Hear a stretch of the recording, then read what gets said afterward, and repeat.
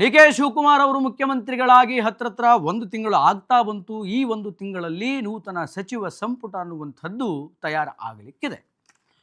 ಸಚಿವ ಸಂಪುಟದಲ್ಲಿ ಯಾರ್ಯಾರಿಗೆ ಸ್ಥಾನ ಸಿಗುತ್ತೆ, ಯಾವ್ಯಾವ ಶಾಸಕರು ಸಚಿವರಾಗಿ ಪ್ರಮೋಟ್ ಆಗ್ತಾರೆ, ಒಂದು ಪಟ್ಟಿ ರೆಡಿ ಮಾಡಬೇಕಲ್ವಾ? ಹಂಗೆ ಒಂದು ಪಟ್ಟಿ ಈಗ ರಾಹುಲ್ ಗಾಂಧಿ ಅವರ ಟೇಬಲ್ ಮೇಲಿದೆ. ಆ ಪಟ್ಟಿ ರೆಡಿ ಮಾಡಿದ್ಯಾರು?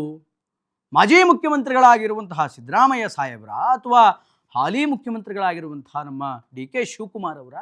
ದೊಡ್ಡ ಕ್ವಶನ್ ಮಾರ್ಕ್ ಆಗಿದೆ. ಇದಕ್ಕೆ ಸಂಬಂಧಪಟ್ಟಂತೆ ಒಂದಿಷ್ಟು ಬ್ರೇಕಿಂಗ್ಗಳಿದೆ. Will check out the breaking ನೋಡೋಣ. ಡಿ ಕೆ ಶಿವಕುಮಾರ್ ಸಲ್ಲಿಸಿರುವಂತಹ ಪಟ್ಟಿಯೋ ಅಥವಾ ಸಿದ್ದರಾಮಯ್ಯನವರು ಸಲ್ಲಿಸಿರುವಂತಹ ಪಟ್ಟಿಯೋ?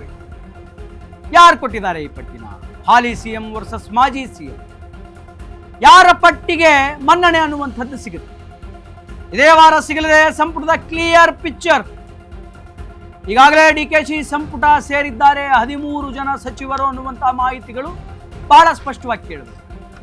ದೆಹಲಿಗೆ ಫ್ಲೈಟ್ ಹತ್ತಲಿರುವಂತಹ ಸಿಎಂ ಡಿ ಕೆ ಶಿವಕುಮಾರ್ ನಾಳೆ ವಿದೇಶದಿಂದ 4ನೇ ತಾರೀಕು ರಾಹುಲ್ ಗಾಂಧಿ ವಾಪಸ್ ಬರ್ತಾರೆ.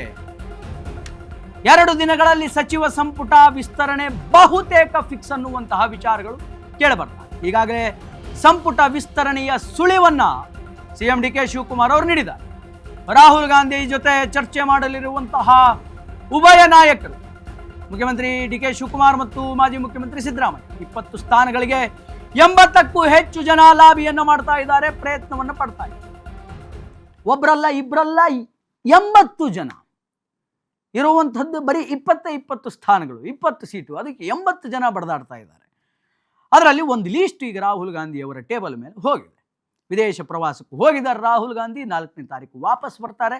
4ನೇ ತಾರೀಕು ರಾಹುಲ್ ಗಾಂಧಿ ವಾಪಸ್ ಬಂದ ನಂತರ ಡಿ ಕೆ ಶಿವಕುಮಾರ್ ಸಿದ್ದರಾಮಯ್ಯನವರು ಇಬ್ಬರು ರಾಹುಲ್ ಗಾಂಧಿ ಅವರ ಮುಂದೆ ಹೋಗಿ ನಿಂತು ತಾವು ತಯಾರು ಮಾಡಿಕೊಂಡಿರುವಂತಹ ಒಂದು ಲೀಸ್ಟನ್ನು ಮುಂದಿಡ್ತಾರೆ. ರಾಹುಲ್ ಗಾಂಧಿ ನೋಡ್ತಾರೆ, ಜೇಬಿಂದ ಒಂದು ಪೆನ್ ತೆಗಿತಾರೆ, ಟಕ ಟಕ ಟಕ ಟಕ ಯಾರ್ಯಾರಿಗೆ ಬೇಕೋ ಅವರಿಗೆ ಟಿಕ್ ಹಾಕಿ ಕಳಿಸ್ತಾರೆ. ಆದರೆ ಈಗ ಬಂದಿರುವಂತಹ ಒಂದು ಸುದ್ದಿಯ ಪ್ರಕಾರ 13 ಜನರ ಹೆಸರು, ಡಿ ಕೆ ಶಿವಕುಮಾರ್ ಅವರ ಪರವಾಗಿರುವಂತಹ 13 ಜನ ಶಾಸಕರಿಗೆ ಮಂತ್ರಿಗಿರಿ ಫಿಕ್ಸ್ ಆಗಿದೆ ಅನ್ನುವಂತಹ ವಿಚಾರಗಳು ಕೇಳಿ ಬರ್ತಾ ಇದೆ.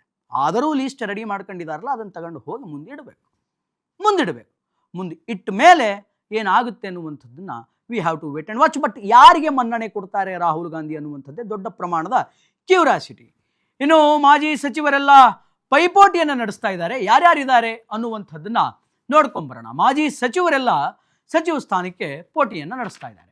ಒಂದು ಕಡೆ ದಿನೇಶ್ ಗುಂಡೂರಾವ್ ಇದ್ದಾರೆ ಗಾಂಧಿನಗರ, ಇನ್ನೊಂದು ಕಡೆ ಗದಗಿನಿಂದ HK ಪಾಟೀಲ್ರು ಮಾಜಿ ಸಚಿವರು, ಜಮೀರ್ ಅಹಮದ್ ಖಾನ್ ಚಾಮರಾಜಪೇಟೆ ಸಚಿವರಾಗಿ ಕಾರ್ಯವನ್ನು ನಿರ್ವಹಿಸ್ತಾ ಇದ್ರು, ಈಗೂ ಕೂಡ ಆಕಾಂಕ್ಷೆಯಲ್ಲಿದ್ದಾರೆ.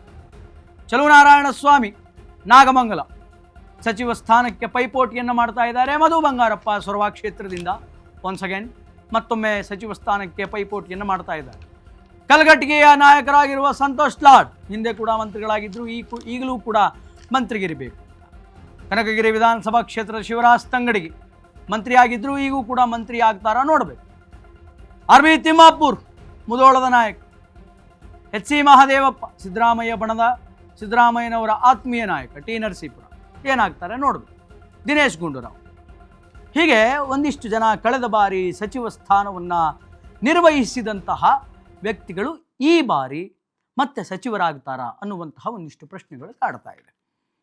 ಒಂದು ಕಡೆ ದಿನೇಶ್ ಗುಂಡೂರಾವ್, ಒಂದು ಕಡೆ HK ಪಾಟೀಲ್ರು, one of the senior leader in Congress. Zameer Ahmed Khan ರವರ ಹೆಸರು ಎಲ್ಲೋ ಒಂದು ಕಡೆ ಮಂತ್ರಿಗಿರಿಯಿಂದ ಹೊರಗಡೆ ಹೋಗಿದೆ ಅನ್ನುವಂತಹ ಮಾತುಕತೆಗಳು ಕೂಡ ಇದೆ.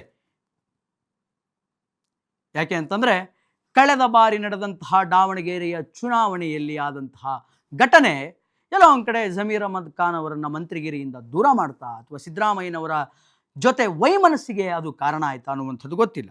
ಇನ್ನು ಚಲುವನಾರಾಯಣ ಸ್ವಾಮಿ ಇದ್ದಾರೆ, ಕಳೆದ ಬಾರಿ ಮಂತ್ರಿಯಾದಂತಹ ಸೊರಬಾದ ಮಧು ಬಂಗಾರಪ್ಪ ಇದ್ದಾರೆ, ಕನ್ನಡ ಮತ್ತು ಸಂಸ್ಕೃತಿ ಇಲಾಖೆಯ ಸಚಿವರಾಗಿ ಕಳೆದ ಬಾರಿ ಕೆಲಸ ಮಾಡಿರುವಂತಹ ಶಿವರಾಜ್ ತಂಗಡಿ ಕೂಡ ಈ ಬಾರಿ ಮಂತ್ರಿ ಸ್ಥಾನದ ರೇಸ್ನಲ್ಲಿದ್ದಾರೆ. ಚಲುವರಾಯಸ್ವಾಮಿ ಇದ್ದಾರೆ, ಶಿವರಾಜ್ ತಂಗಡಿಗೆ ಅವರಿದ್ದಾರೆ, RB ತಿಮ್ಮಾಪುರ್ ಇದ್ದಾರೆ, ಸಿದ್ದರಾಮಯ್ಯನವರ ಆತ್ಮೀಯ ಬಣದಲ್ಲಿ ಗುರುತಿಸಿಕೊಂಡಂತಹ ಆತ್ಮೀಯರಾಗಿರುವಂತಹ HC ಮಹದೇವಪ್ಪ ಇದ್ದಾರೆ. ಇವರೆಲ್ಲರ ಪಟ್ಟಿಗಳು ಕೂಡ ನಾಳೆ ರಾಹುಲ್ ಗಾಂಧಿ ಟೇಬಲ್ ಮೇಲೆ ಇರುತ್ತೆ. ರಾಹುಲ್ ಗಾಂಧಿ ಯಾರಿಗೆ ಅಸ್ತು ಅಂತಾರೆ ಅನ್ನುವಂಥದ್ದನ್ನು ಕಾದು ನೋಡಬೇಕು. ಆ್ಯಂಡ್ ಇದೇ ವಿಚಾರಕ್ಕೆ ಸಂಬಂಧಪಟ್ಟಂತೆ ಒನ್ ಮೋರ್ ಬ್ರೇಕಿಂಗ್ ಇದೆ, ಮತ್ತೊಂದು ಬ್ರೇಕಿಂಗ್ ಇದೆ. ಬ್ರೇಕಿಂಗ್ ನೋಡ್ಕೊಂಬರೋಣ. Breaking please.